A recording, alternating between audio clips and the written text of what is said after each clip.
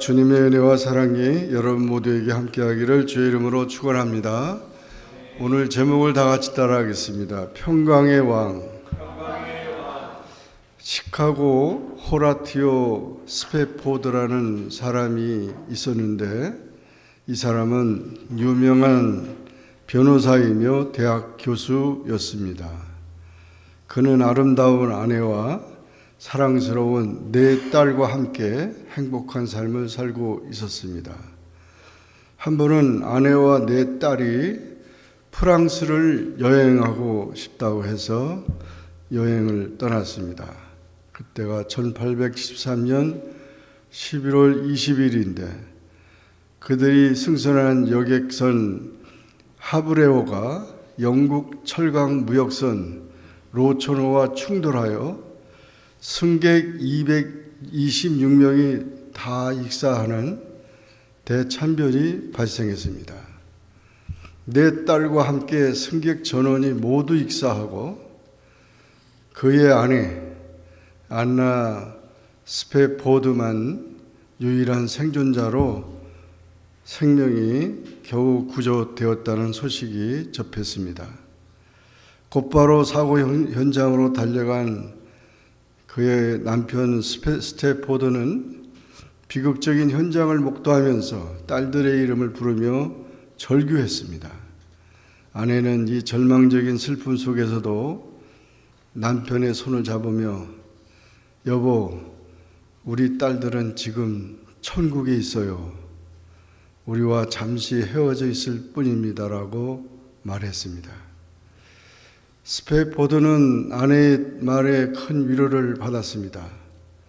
이 위로의 영감으로 그 비극의 바다에서 유명한 시, 오늘 조금 전에 불렀던 내 평생에 가는 길을 탄생시켰습니다.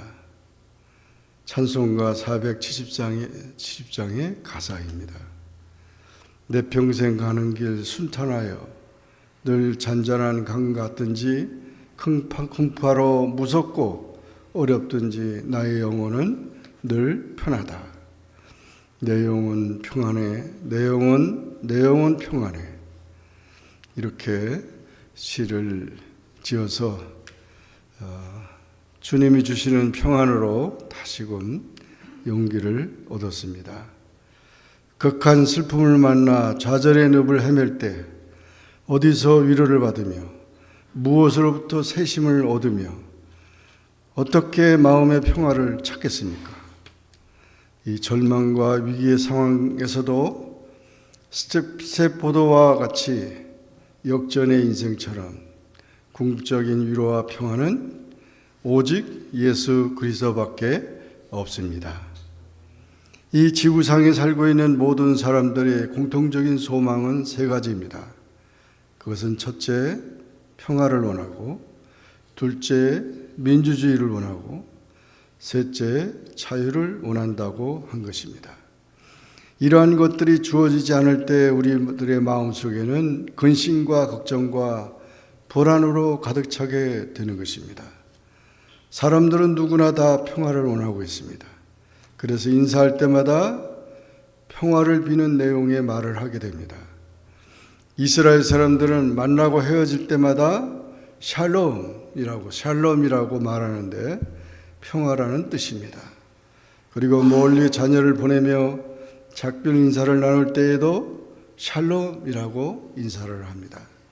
어느 때나 어디서든지 무슨 일을 만나든지 하나님이 평강 가운데 지켜주시기를 바란다는 부모의 애틋한 사랑의 인사입니다. 평화는 온 인류의 오랜 바람이요 소원이었습니다. 전 세계 어느 곳에서나 이 평화를 갈망하고 있습니다. 이렇게 사람들은 평화를 원하지만 우리들이 살고 있는 이 땅에 진정한 평화가 있습니까? 윌 두렌트라는 사람은 역사의 교훈이라는 책에서 인류의 역사란 전쟁의 계속이다. 인류의 문화가 기록된 이래 3401년 동안 전쟁 없이 지내온 해는 불과 268년, 약 7%밖에 되지 않는다라고 말했습니다. 벤자민 플랭클린은 좋은 전쟁, 나쁜 평화란 있었던 적이 없다고 했습니다. 그러므로 전쟁 없는 평화란 이 세상에서 거의 불가사의한 일입니다. 이 평화를 이루어내려고 세계 각국이 모여 유엔을 창설하고 평화를 논하고 있습니다. 그러나 곧 실현될 것 같이 움켜잡으면 잡힐 듯 하면서도 잡힐 수 없는 것이 평화입니다.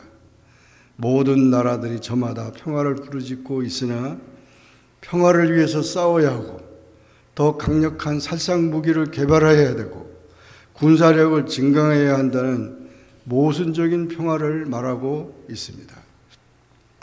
이토록 평화를 영원하면서도 전쟁이 그칠 나라 없는 이 세상에 평화의 왕으로 오신 분이 있습니다. 그분이 바로 사람의 몸으로 오신 하나님, 곧 예수 그리스도십니다. 암울하고 전쟁 소식이 끊임없는 이 땅에 평강의 왕으로 예수 그리스도께서 오셨습니다. 우리와 같은 몸을 입고 오셨습니다. 사도 바울은 신약 성경을 서신서를 쓸 때마다 서신의 첫머리나 끈을 맺을 때에는 항상 은혜와 평강이 너에게 있을지어다라고 축복했습니다. 오늘 히브리서 7장의 본문은 아브라함에게 복을 빌며 최초로 아브라함에게 11조를 받은 살렘왕 멜기세덱에 관하여 말씀하고 있습니다. 영원한 제사장인 하나님의 아들의 모형입니다. 이는 평강의 왕 예수 그리스도를 설명하기 위해 멜기세덱을 들어 말하고 있는 것입니다. 멜기세덱이라는 이름은 먼저 의의 왕이고 그 다음은 살렘 왕이니 곧 평강의 왕이라는 뜻입니다. 요한복음 14장 27절에 보면 예수님께서는 평안을 너희에게 끼치노니 곧 나의 평안을 너희에게 주노라. 내가 너희에게 주는 것은 세상이 주는 것 같이 아니하니라고 말씀하셨습니다. 주님이 주시는 하늘의 평화가 우리들의 심령 속에 가득하시기를 주의 이름으로 축원합니다.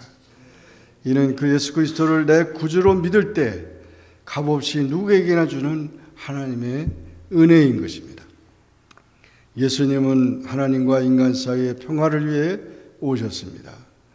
하나님이 사람을 지으셨을 때 사람은 평화의 동산에서 싸움이나 질투나 질병이나 사망이 없이 하나님과 즐겁게 교제하며 살았습니다. 그러나 간사한 뱀의 유혹에 빠져 하나님과의 언약을 파괴하고 선악과를 먹음으로 하나님과의 정상적인 관계가 깨어지고 낙원에서 쫓겨나 하나님과 원수가 된 상태가 되었습니다.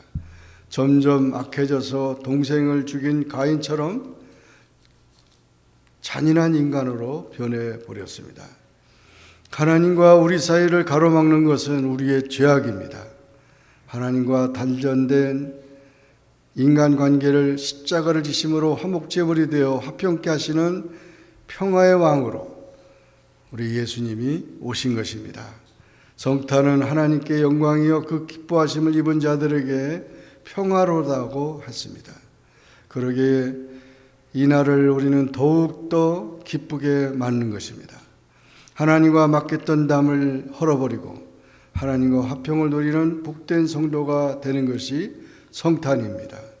예수 그리스도를 모시고 죄와 사망의 줄도 끊어버리고 억압과 고통에서 해방되어 참 평화를 누리는 날이 성탄절입니다. 가난도 질병도 실패도 두려움도 마음의 억압도 주님께 믿음으로 맡기고 예수 그리스도에 주시는 평화의 복을 받으시기를 바랍니다. 아들 낳으리니 이름을 예수라 하라. 이는 자기 백성을 저희 죄에서 구원할 자이심이라 하셨으니 영육간의 모든 문제를 해결받고 참 평화를 누릴 수 있기를 바랍니다. 예수님께서는 양으로 생명을 얻게 하고 더 풍성케 하려고 오셨다고 했습니다.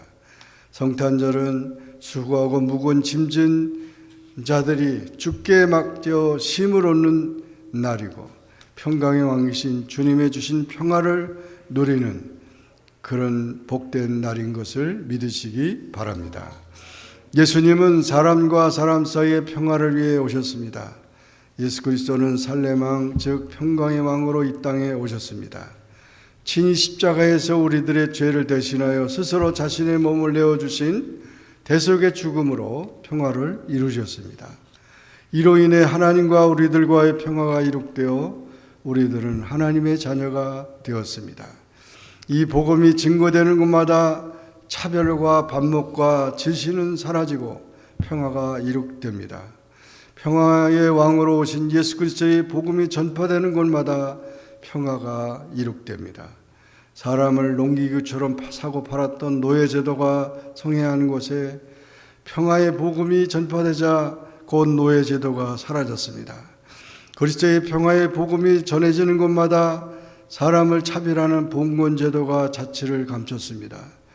그리스도의 평화의 복음이 전해질 때마다 남존여비의 사상이 사라졌습니다. 양반과 상민제도가 사라졌습니다. 그리스도의 복음이 전파되는 곳마다 모든 것이 평화롭게 진행된 것입니다. 그 은혜를 우리는 지금 누리고 있습니다. 평강의 왕 예수 그리스도께서 지금도 평화의 은혜를 우리에게 주시기를 원합니다. 곧 나의 평화를 너에게 주노라. 그러므로 주님의 평안을 우리가 받아야만 이 흑암 같고 이 어두운 그런 세상에서 우리는 밝은 빛 대신 예수 그리스도를 통해 기쁨과 감사로 예배하는 성탄을 맞이하는 것입니다. 이 날은 온 인류가 다 기뻐하고 찬양하는 날입니다. 성탄을 맞아 우리의 심령과 가정과 사업과 교회 위에 이 하나님의 은혜와 평강이 충만하기를 축원합니다. 하나님이 우리와 함께 하시는 평화의 왕으로 오셨습니다.